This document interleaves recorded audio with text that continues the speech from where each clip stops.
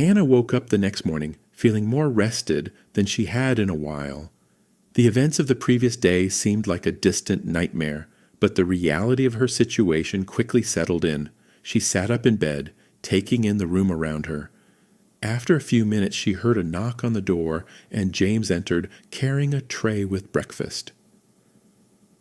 "Good morning," he beamed her a wide, greeting smile. "I brought you something to eat." He placed the tray before her and sat down on the edge of the bed. "How are you feeling?" Anna didn't answer immediately. She took a bite of crispy golden toast with some butter and fruit jam, savoring the flavors and comfort of the simple meal. Then she uttered pensively, "Better, I think, but I still have so many questions." "I figured you might. Sonny will explain more today, but for now, just focus on getting some nourishment and gathering your strength." Anna nodded in agreement, feeling a sense of relief at having someone like James by her side to guide and support her through these drastic changes. She ate her breakfast with increasing appetite. The warmth of the food and the kindness in James's eyes helped to lift her spirits. By the time she was done, she felt ready to face the new day. They made their way back to the meeting room. Sonny was already there, looking over some documents. He glanced up as they entered. "Good morning, Anna. I hope you slept well." "I did, thank you," Anna replied merrily, taking a seat at the table. "I am glad to hear this because you will have an important decision to make pretty soon. I understand how overwhelming this must be, but I need to know if you're willing to join us. The fight ahead won't be easy, but your involvement could make a significant difference." Anna watched him closely, her mind soaking the seriousness of Sonny's words. She thought about Charlie, about the injustice she had faced, and the people behind it all. She thought of her life and understood with startling clarity that no matter what choice she made, it would never be the same, and she had no control over it. "I really am not sure how I can be useful for this group. I don't know if I will be a good fit.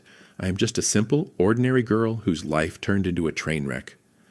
Sonny exchanged a glance with James before turning back to answer her. "I think you're underestimating yourself. I will be very direct with you, young lady. We need a new sniper. Charlie was our best man in this, and we can't afford to lose the edge he provided. He spoke very highly of your abilities, Anna. He mentioned your impressive skills when it comes to handling firearms, that you earned several awards and medals for your marksmanship. Many of them were international. He had plans for you and wanted to recruit you eventually. He spoke about it with me a couple of days before he got killed. We want you to take his place." Anna hesitated still, although memories of her competitions and the excitement she felt with each victory flooded back and filled her chest with pride. "Yes, but I never imagined I'd use those skills for something like this." She had always enjoyed shooting, the precision and control it required, but the thought of using those skills to take lives of others had significantly different feel to it. "I don't know if I can do that, Sonny. Being a sniper, here it's different. It's killing actual people, not just artificial targets." "I get it. This isn't an easy decision, and I don't expect you to make it lightly. But think about what we're up against. It is not that you will be using your skill against some innocent civilians. They might present themselves as humanitarian and cooperative human beings, but their true agenda is far more sinister." "Right. You mentioned some of it yesterday, but I was so tired. Could you explain in more details?" Sonny's expression hardened as he spoke, his voice full of grave urgency. "The Consortium is driven by greed. Money and domination are all that matter to them. They'll stop at nothing to achieve their goals, no matter how inhumane their methods become. They are planning to release a bioweapon, masking it as a natural pandemic, a simple virus, but the truth is that this strain is highly contagious, potentially lethal, and with its help, they want to gain absolute power and control over entire globe." Anna sat in silence. All this flood of information suddenly felt like a sick fantasy. Evil international coalition, snipers, deadly viruses, governments involved in this. Despite everything that happened to her the day before, she found it hard to believe the extent of the situation behind it. Doubt crept into her heart, and she began to question the validity of Sonny's story. The enormity of what he was suggesting seemed almost too incredible. "Sonny, this all sounds unbelievable. I am not saying that you're lying, but it's a lot to take in." Sonny folded his arms on his chest and bowed his head down in understanding. "I get it. This must sound absolutely wild to a new person. And your skepticism is absolutely natural. Joining us is a lot to ask of anyone, and trust isn't easy given everything you've been through. Let me show you something." He reached into a drawer and pulled out a folder, handing it to her. "This contains evidence of the consortium's activities and their plans. We have documents, intercepted communications, and even testimonies from insiders. It's not the full picture, but it's enough to show you that we're not just talking in hypotheticals." Anna opened the folder and began to sift through the documents. Photographs, encrypted messages, and detailed reports filled the pages. The evidence was compelling, cross-referenced with newspaper articles about various events in the world that seemed natural at first sight, but in fact were caused by the actions of this malevolent organization, painting a disturbing picture of a global conspiracy. Her breath hitched as she absorbed the details. Meanwhile, Sonny continued, "As you may see, this information is gathered from various sources, including people who were once part of the consortium but turned against them. I can arrange for you to speak with some of these insiders if you need more assurance. Hopefully this will help you fully understand what we are up against and make a final choice."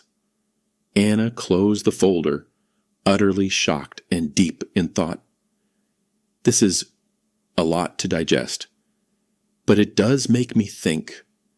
If even a fraction of this is true, then everything you're saying is possible. Sonny walked over and took a seat right in front of her, locking his eyes with her, as if trying to communicate more profoundly the gravity of their situation. "We're fighting against something monstrous, Anna," he emphasized, slicing the air with his hand. "Every piece of evidence we have supports the same horrifying reality. We need people who are willing to stand up and fight back to prevent the consortium's plans from coming to fruition." Anna felt torn. The logical part of her understood the necessity, the need for someone with her skills, but the emotional weight of taking on such a role was enormous. "I need time to think this over," she declared at last. Sonny stood up. "Take all the time you need. Just know that whatever decision you make will support you." She spent the rest of the day in a whirlwind of thoughts and emotions. James walked her through the rest of the bunker, introducing her to its other members that they've encountered along the way. Each one of those people had their own story, their own reasons for standing up against the evil darkness, and they willingly shared their personal accounts of grief and loss that led them into this fight, and as Anna listened to them, it sparked more and more fire within herself. By the end of the day, she found herself sitting alone in her room, staring blankly ahead. Charlie had believed in her, seen her potential. He even wanted her to join him here. But could she live up to that? Could she use her skills to save lives, to protect those who couldn't protect themselves? James found her there, deep in thought. He sat beside her, silent for a while before speaking. "You don't have to decide right now, Anna, but know that whatever choice you make, I'll be here for you." Anna looked at him, seeing sincerity in his eyes. She knew he meant it, that he would support her no matter what. It's so much to take in. I never wanted to be a sniper. To take lives. James shuffled uneasily and moved closer to her. "I know, but sometimes we don't get to choose the roles we're given.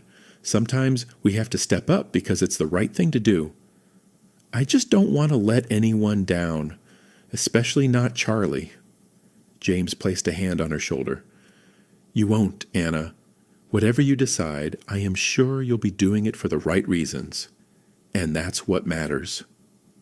Later, when the rest of the bunker went to sleep, she lied awake in the night, wrestling with her thoughts, her eyes tracing the faint patterns of shadows projected on the whitewashed ceiling by the woven shade of her nightlight. She tossed and turned, her mind swirling in a chaotic dance. She could feel the pull of self-preservation instinct, the temptation to turn her back and walk away, to find a sliver of peace in her old world. But every time she tried to convince herself that it wasn't her fight, that she had enough, Charlie's face lying in that dewy grass field rose before her eyes like a ghost with a silent reproach. She saw countless others, too, their lives cut short, dreams shattered, loved ones all victims of a ruthless power that plowed through everything and stopped at nothing.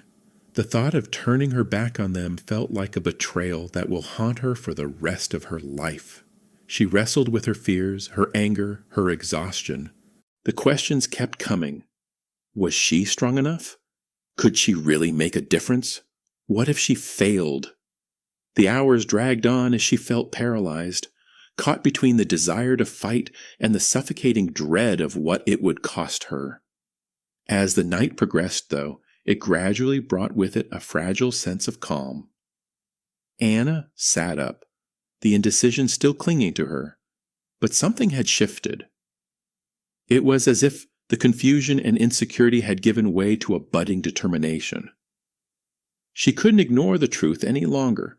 This fight wasn't just about her, it was about honoring those who fell victims, about standing against the upcoming tide of tyranny that threatened to drown everything in the world.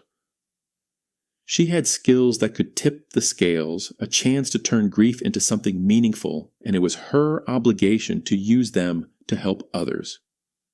This new decision wasn't easy, and it didn't come without fear. But as she watched the clock slowly ticking away, she felt a spark of resolve take solid roots in her heart. She couldn't walk away, not now, not ever. For Charlie, for the innocence, for the chance to make a difference. She would fight, and she would not stop until every last breath had been spent in pursuit of something greater. In the morning, Anna found Sonny and James on the base. "I'm in," she informed them curtly. "I'll join you." Sonny's face broke into a relieved smile. "Thank you, Anna. This means more than you can imagine. We'll start your training immediately. There's a lot you need to learn, and we don't have much time." Anna nodded, feeling a sense of purpose she hadn't felt before in her life.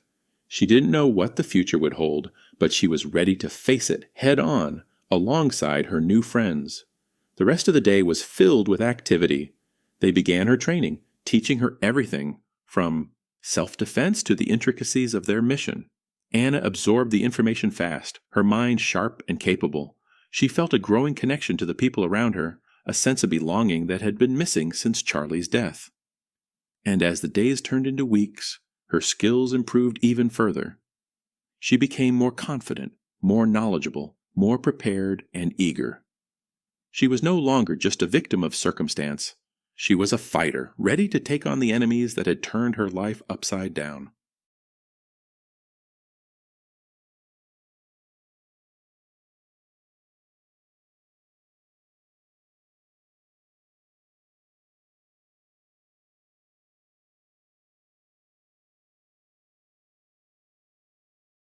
This is the end of this chapter. Thank you very much for listening. Please, let me know in the comments what would you like to see further in the story?